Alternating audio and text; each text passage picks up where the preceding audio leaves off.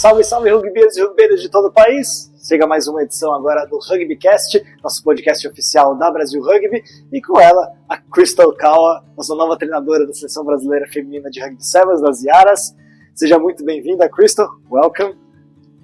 De nada.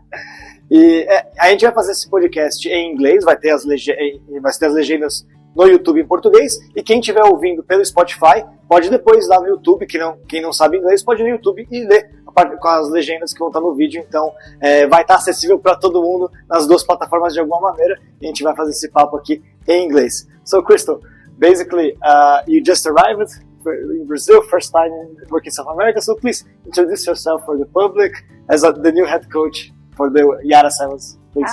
Hola, everybody. I'm Kaua. I'm the new coach with the Yara Sevens. I am really excited to be here in Brazil. I've been with the players now for 3 weeks, and I've been coaching for 15 years, so a long time coaching. Before this, I was with the Chiefs, the Super Rugby 15 side in New Zealand, head coach with the women's team, the Manawa there, and then before that, the New Zealand Sevens as an analyst and as a skills coach and coach as well. So yeah, it's good to be here in Brazil, and I'm excited. You are the coaching staff of the Black Ferns for some period, right? Yeah, so I've been with the Black Ferns Sevens, and before that in Japan, and so a professional coach now for 8 years, and it's good to continue that journey here in Brazil. And you already knew the Brazilian national team because Brazil was in the same tournaments as New Zealand, but now you are in the site.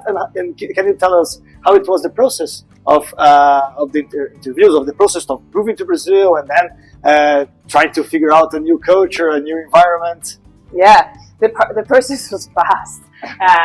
2 interviews, and then I had some really good conversations with chair of the board, CEO, head of performance, and so I think that was a really important part for me of coming here, is seeing that the leadership is aligned, the goals and the dreams for the team is aligned, and so that was a huge part of me coming here. But from getting the congratulations, you've made the team, to boarding a plane, I think it was like, and across the whole world 4 weeks, and so it happened fast. And my family, I have 2 sons, Ryder and Kona, they're 13 and 10, and my husband Brent, they're still in New Zealand, finishing the school year there, and packing down the house, getting everything ready to move to Brazil in December. And so, what you expected about Brazil when you received the confirmation of coming here? What you already knew about the Brazilian rugby team? What you expected from them and arriving here? So, what's these first impressions? I knew they were fast. They've got incredible speed. They're a Tier 3 nation and perform one of the highest performing Tier 3 nations in the world, and especially in sevens and in women's sevens. So I knew that they would have challenges that we don't have back home in New Zealand, around resource, around player numbers, around competition depth. So I already knew that coming in, but I think that's the very thing that excites me.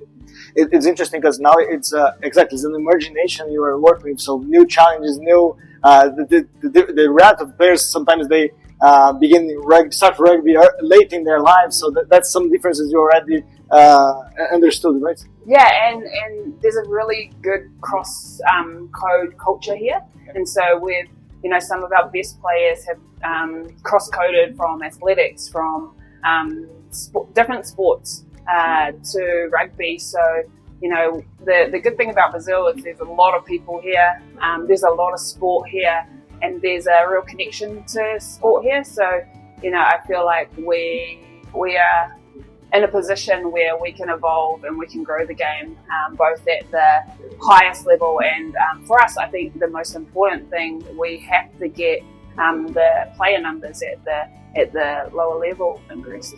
So in this first stage, what are your main goals for the team? How you see these first moments in terms of what you want to achieve in this short term, and then talking about the long term? Yeah, I think in the short term for me, it's getting to know the players, understanding Brazil as the people of Brazil, the culture, how it works, and how I can maximize the potential of the group. Like, we need to play the Brazilian way. I believe that when players are playing the closest to their own DNA, that's when they're going to be at their best. And so for me to coach that, I need to understand it. And so the starting piece is understanding the players, understanding the staff, understanding where we are at currently and how we put strategic things in place to move that forward. It's interesting because in our last interview with Roderick, when he was leaving the team, he talked a lot about this, to building a way of playing in the Brazilian way, Brazilian style. So from what you previously know about Brazil, what you're knowing now about the team, how do you see more or less this path to a Brazilian style? I think about driving in Brazil. You watch the motorbikes and it's like fast and dynamic. It's reading what's happening in the moment in front of you.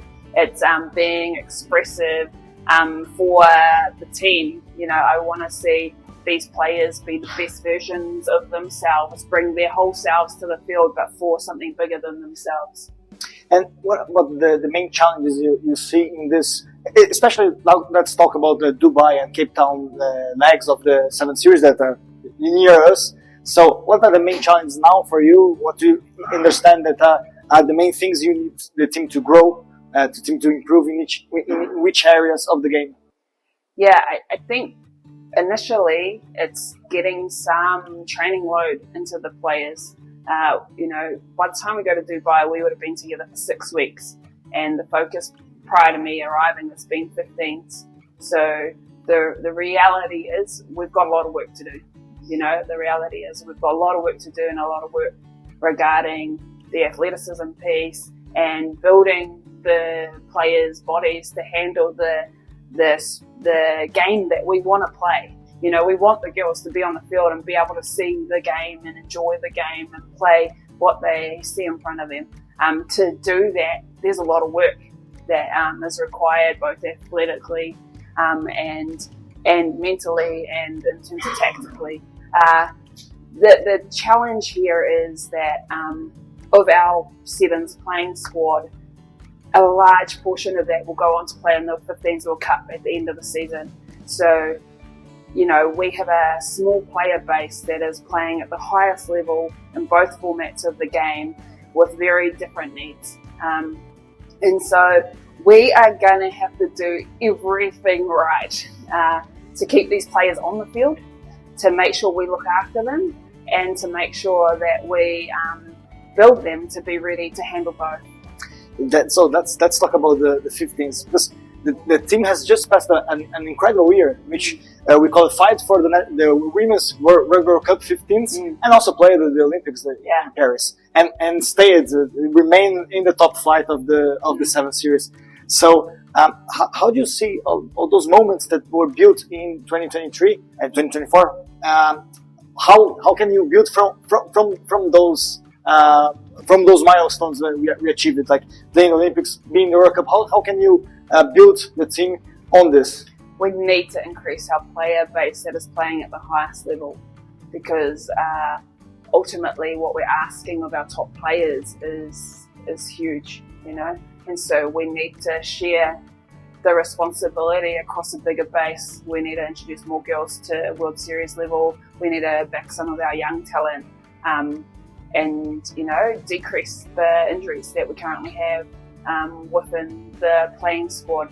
The reality is we are gonna, the medical team, the S&C team, the coaching team of both 15s and the 7s, we're gonna have to do everything we can to work together to look after our players, to ensure that we have the numbers to deliver and execute this season. So more than ever, it's a joint work between 15s and 7s. 100%. Exactly.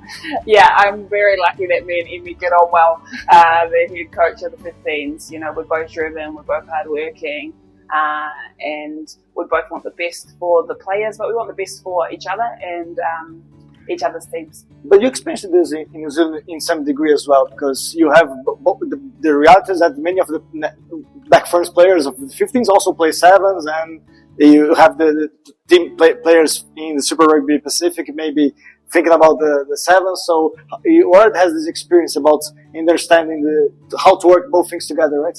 I think that's the brilliant thing is I've coached both 15s and 7s and often at the same time. So I understand the needs.